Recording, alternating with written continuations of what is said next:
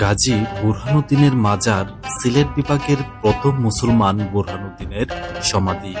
সিলেট শহরের দক্ষিণ-পূর্ব সীমান্তে সুরমা নদীর তীরে এই মাজার অবস্থিত।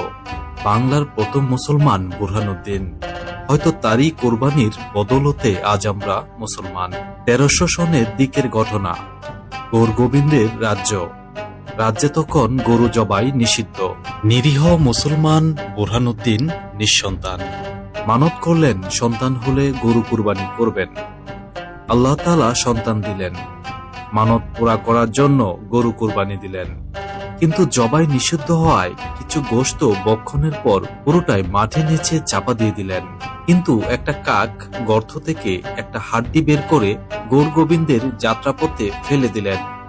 মনে হয় এটাই ছিল বাংলার মুসলমান আবির্ভাবের পটভূমি। রাজা ক্ষিপ্ত হলেন, বুরহানুদ্দিনের পরিবারকে ডেকে পাঠালেন। মা ও বাবার সামনে গরু হত্যার প্রতিবাদে বুরহানুদ্দিনের শত সাধনার ধন একমাত্র সন্তানকে জবাই করে দেয়া হলো এবং বুরহানুদ্দিনের হাত কেটে দেয়া হলো।